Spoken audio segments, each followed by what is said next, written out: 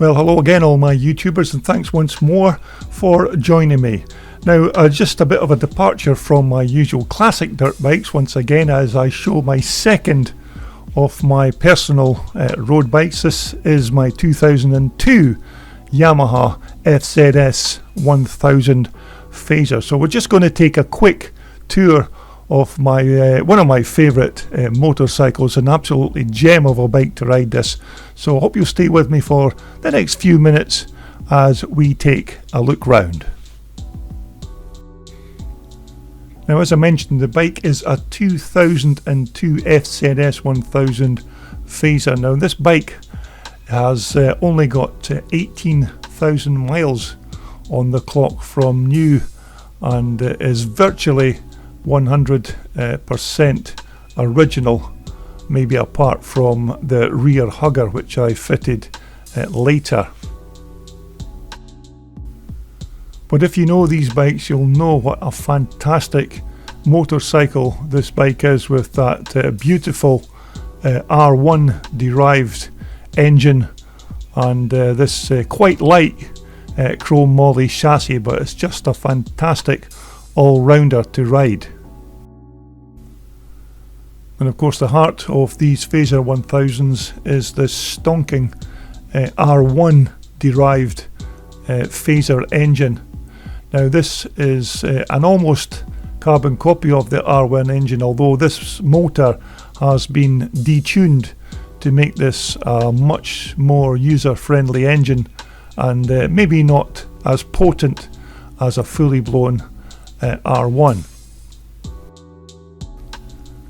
Now, with almost 140 plus brake horsepower on tap, this bike will certainly get you down the road in a hurry, and this particular bike is still capable of speeds in excess of 120 miles per hour, and possibly even faster with the right road conditions. But this Yamaha Fazer motor is quite happy tottering around the cities, and once you get out into the twisties, then this motor really comes alive.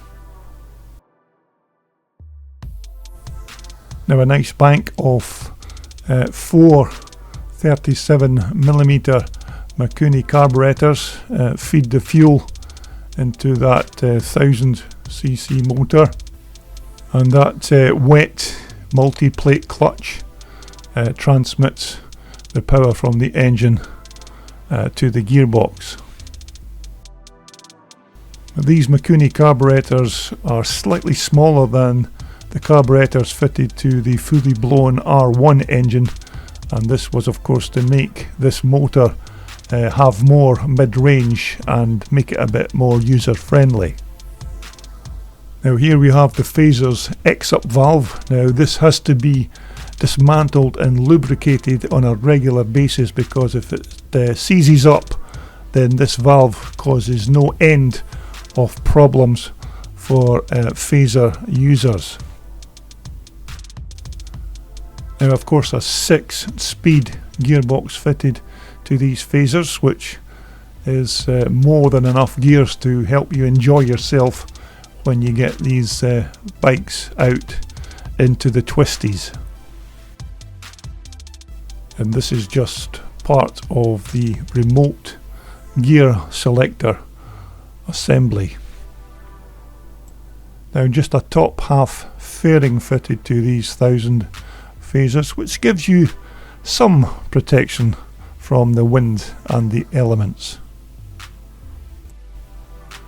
Now, a decent pair of 43mm front forks on this bike, and of course this also leads us down to these front brakes, which of course are taken straight from the R1, and as front brakes go on any kind of motorcycle, these are about as good as you can get. Now, a 4-into-1 exhaust system. These 4 stainless steel downpipes of course go into the collector box underneath the engine, which of course houses that X-up valve, but a very good exhaust system on this bike.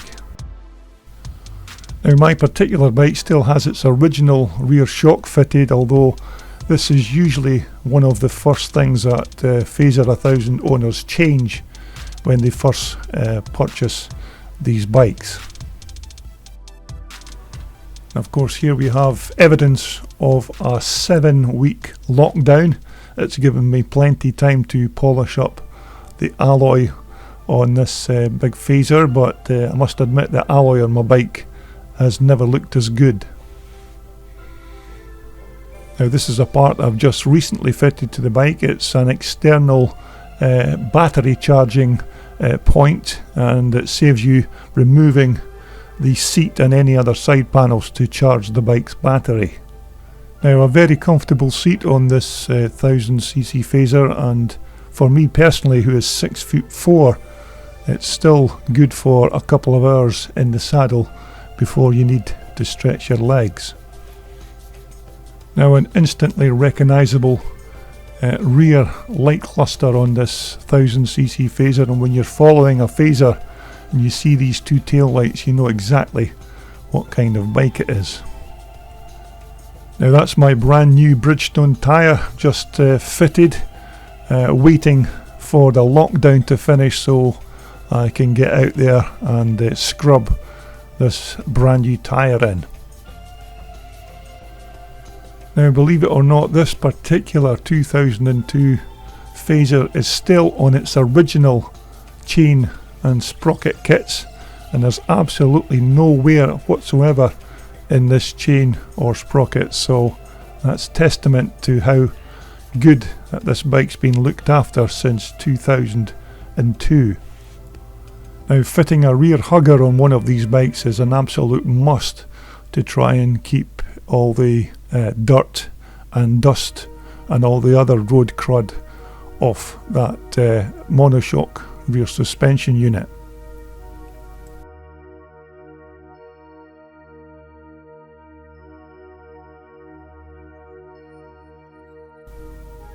Now you can just see underneath the bike the linkage suspension units are all in very good condition, as is of course this centre stand, which I take great pride in keeping this well painted and looked after. These parts on these bikes get very rusty very quickly, especially if your Fazer is being used throughout the British winter.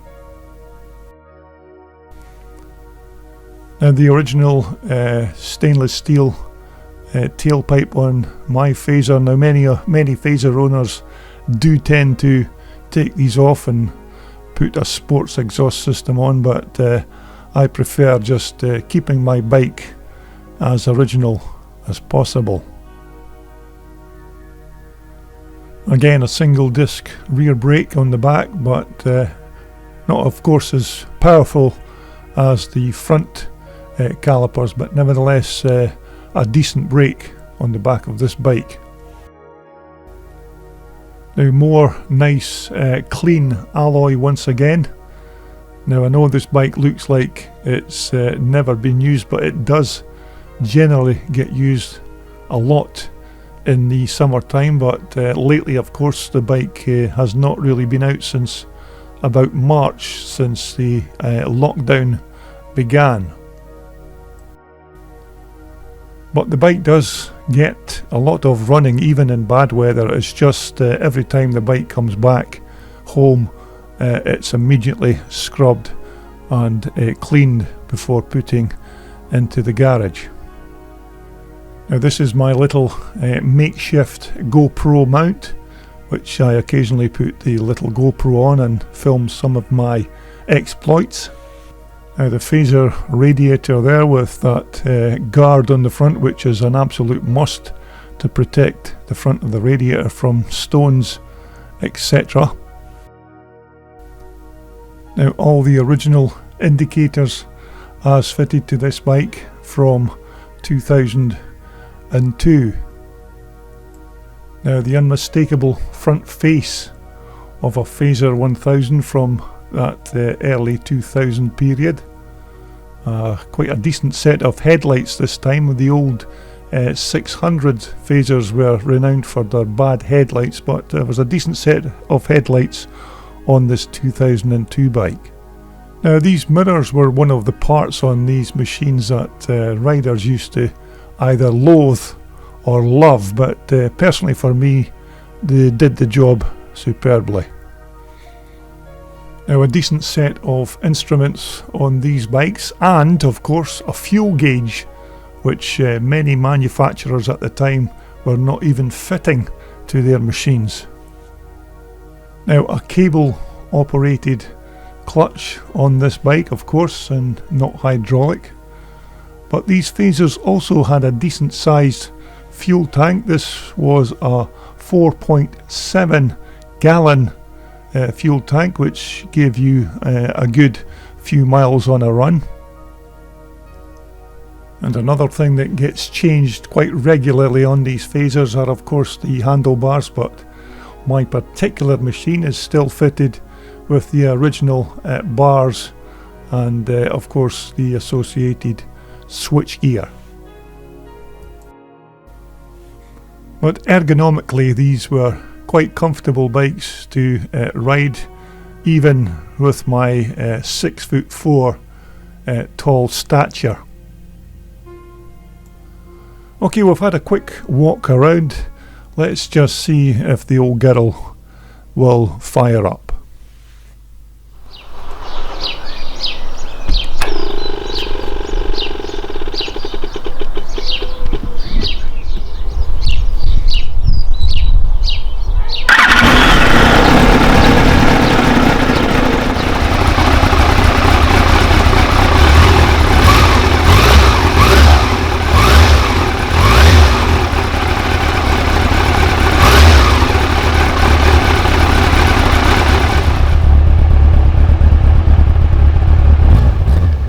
You can hear these bikes are very quiet with these standard cans on them, but like I said, many of these Fazers get these race cans put on the back, which sound much more sportier than the original.